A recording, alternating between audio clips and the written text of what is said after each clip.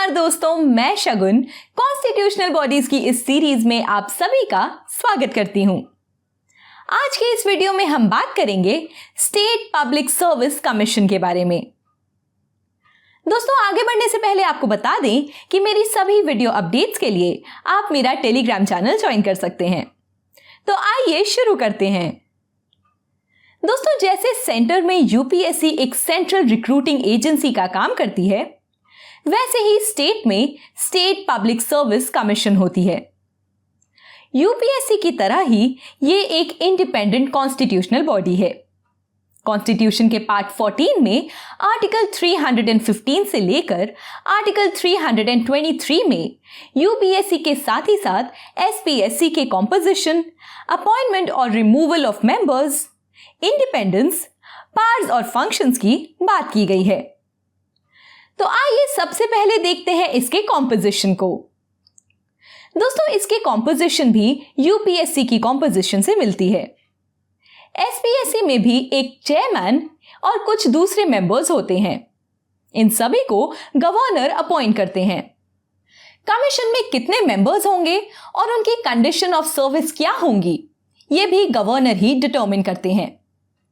UPSC की ही तरह constitution में एसपीएससी की मेंबरशिप के लिए भी कोई स्पेसिफिक क्वालिफिकेशन प्रिस्क्राइब नहीं की गई है।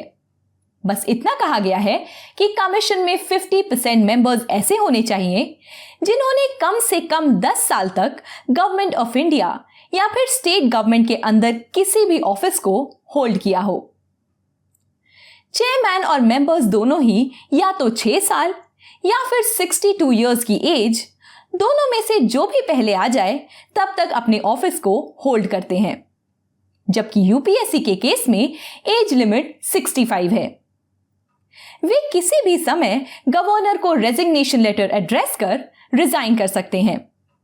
दोस्तों, गवर्नर 2 सर्कमस्टांसेस में एसपीएससी के किसी एक मेंबर को एक्टिंग चेयरमैन अपॉइंट कर सकती है।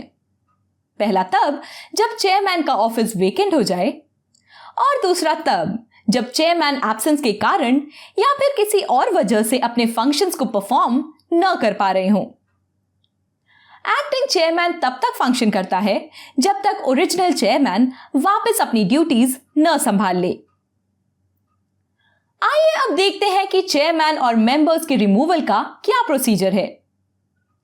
दोस्तों, जैसा कि हमने देखा कि इनका अपॉइंटमेंट गवर्नर करते हैं, लेकिन सिर्फ प्रेसिडेंट के पास ही इन्हें रिमूव करने की पावर्स होती हैं।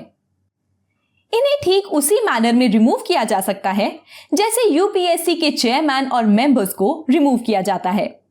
मतलब ये प्रेसिडेंट इन्हें कुछ स्पेसिफिक सर्कमस्टांसेस में ही रिमूव कर सकते हैं, जैसे कि अगर वे बैंकरप्ट हो जाएं, अगर वे अपने ऑफिस की टर्म के दौरान ऑफिस की ड्यूटीज के अलावा किसी और पेड एम्प्लॉयमेंट में एंगेज्ड हों, या फिर प्रेसिडेंट के ओपिनियन में इन्फॉर्मिटी ऑफ माइंड या बॉडी की वजह से ऑफिस में कंटिन्यू करने के लिए अनफिट हो। इसके अलावा मिसबिहेवियर के केस में भी प्रेसिडेंट इन्हें रिमूव कर सकते हैं। लेकिन मिसबिहेवियर के केस में प्रेसिडेंट को यह मैटर इंक्वायरी के लिए सुप्रीम कोर्ट में रेफर करना होता है।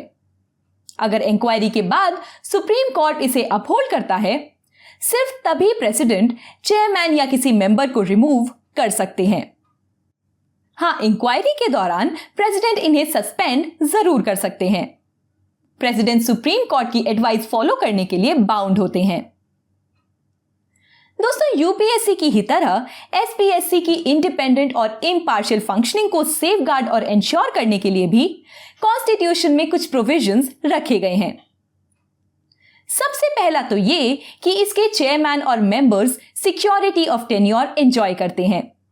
मतलब ये कि उन्हें सिर्फ प्रेसिडेंट ही रिमूव कर सकते हैं, और वो भी सिर्फ कॉन्स्टिट्यूशन में मेंशन्ड मैनर में ही। दूसरा ये कि अपॉइंटमेंट के बाद उनकी कंडीशंस ऑफ सर्विस को उनकी डिसएडवांटेज के लिए वैरी नहीं किया जा सकता। साथ ही साथ उनके सारे expenses consolidated fund of state पर चार्ज किए जाते हैं। ऑफिस का टर्म खत्म होने पर स्टेट पीएससी के मेंबर्स यूपीएससी और किसी दूसरी एसपीएससी के चेयरमैन की पोस्ट के लिए एलिजिबल होते हैं। लेकिन गवर्नमेंट ऑफ इंडिया या स्टेट गवर्नमेंट के अंडर वे कोई और एम्प्लॉयमेंट नहीं ले सकते। साथ ही साथ चेयरमैन और मेंबर्स एक बार टर्म खत्म होने पर वापस उसी पोस्ट पर अपॉइंट नहीं किए जा सकते। आइए अब स्टेट पीएससी के कुछ मेजर फंक्शन पर नजर डाल लेते हैं। दोस्तों, जैसा कि आप जानते हैं कि स्टेट पीएससी का एक मेजर फंक्शन होता है स्टेट सर्विसेज के अपॉइंटमेंट्स के लिए एग्जामिनेशंस कंडक्ट करवाना। पर्सनल मैनेजमेंट के बहुत से मैटर्स पर भी स्टेट पीएससी से कंसल्ट किया जाता है, जैसे कि सिविल सर्विसेज और सिविल पोस्ट के रिक्रूटमेंट से रिलेटेड सभी मैटर्स, वो प्रिंसिपल्स जो सिविल सर्विसेज और पोस्ट के लिए अपॉइंटमेंट करते समय और ट्रांसफर्स और प्रमोशन करते समय फॉलो किए जाते हैं, सिविल सर्विसेज और पोस्ट पर रिक्रूटमेंट और प्रमोशंस और ट्रांसफर के समय कैंडिडेट की सूटेबिलिटी से रिलेटेड मैटर्स, ट्रांसफर या डेप्यूटेशन से होने वाले अपॉइंटमेंट्स, डिसिप्लिनरी मैटर्स जो एक सर्विंग पर्सन को अफेक्ट करते हैं इंक्लूडिंग मेमोरियल्स एंड पिटिशंस, और लीगल एक्सपेंसेस के रीइंबर्समेंट के क्लेम्स। दोस्तों, सुप्रीम कोर्ट के अकॉर्डिंग अगर गवर्नमेंट इन मैटर्स पर एसपीएससी से कंसल्ट नहीं करती है और अपना कोई डिसीजन ले लेती है तो उसे इनवैलिडेट नहीं किया जाएगा। मतलब ये कि कंसल्टेशन का ये प्रोविजन मैंडेटरी नहीं होता। साथ ही साथ स्टेट लेजिस्लेचर कुछ और ड्यूटीज भी एसपीएससी को असाइन कर सकती है। मतलब ये कि एसपीएससी के ज्यूरिसडिक्शन को स्टेट लेजिस्लेचर के एक एक्ट के थ्रू एक्सटेंड किया जा सकता है। एसपीएससी हर साल अपनी परफॉर्मेंस रिपोर्ट गवर्नर को प्रेजेंट करती है और गवर्नर इसे स्टेट लेजिस्लेचर के दोनों हाउसेस के सामने प्लेस करते हैं। इसके साथ एक मेमोरेंडम भी प्रेजेंट किया जाता है जिनमें उन केसेस को एक्सप्लेन किया होता है जिनमें गवर्नमेंट द्वारा एसपीएससी की एडवाइस को एक्सेप्ट न किया गया हो और ऐसा करने के रीजंस को भी एक्सप्लेन किया जाता है। दोस्तों, यूपीएससी की ही तरह एसपीएससी की भी कुछ लिमिटेशंस हैं।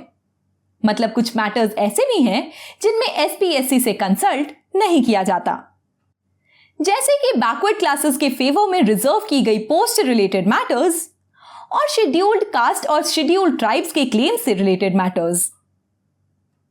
गवर्नर के पास पावर्स होती हैं कि वे कुछ पोस्ट, सर्विसेज और मैटर्स को एसपीएससी के पर्व्यू से बाहर रख सकते हैं, लेकिन ऐसा करने के लिए उन्हें एटलीस्ट 14 डेज के लिए इन रेगुलेशंस को स्टेट लेजिस्लेचर के ईच हाउस के आगे रखना होता है। स्टेट लेजिस्लेचर इन्हें अमेंड या रिपेल कर सकता है।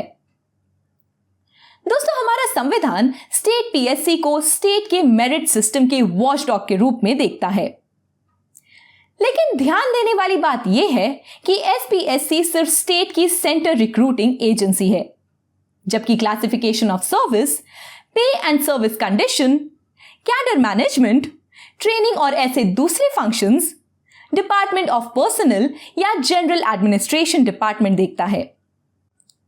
अगर हम स्टेट पीएससी के रोल की बात करें तो न सिर्फ इसका रोल लिमिटेड है, बल्कि इसकी रिकमेंडेशंस भी ओनली एडवाइजरी नेचर की ही हैं।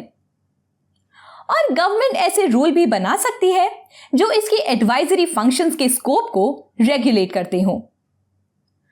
मोरओवर 1964 में एसवीसी यानी कि स्टेट विजिलेंस कमीशन के इमर्जेंस से इसका डिसिप्लिनरी रोल भी अफेक्ट हुआ है। ऐसा इसलिए हुआ क्योंकि अब सिविल सर्वेंट्स के खिलाफ कोई भी डिसिप्लिनरी एक्शन लेते समय गवर्नमेंट को एसपीएससी और एसवीसी दोनों से कंसल्ट करना होता है। प्रॉब्लम तब अराइज होती है जब दोनों बॉडीज अलग अलग एडवाइस देते हैं। However, SPSC has an edge over SVC क्योंकि ये एक इंडिपेंडेंट कॉन्स्टिट्यूशनल बॉडी है। Other than the post of district जज, गवर्नर स्टेट की जुडिशियल सर्विसेज के अपॉइंटमेंट के लिए रूल्स फ्रेम करते समय भी स्टेट पीएससी से कंसल्ट करते हैं। तो दोस्तों, ये थी स्टेट पब्लिक सर्विस कमीशन से रिलेटेड एक ब्रीफ जानकारी। उम्मीद करती हूं कि आपको ये वीडियो यूजफुल लगी होगी। Thank you for watching.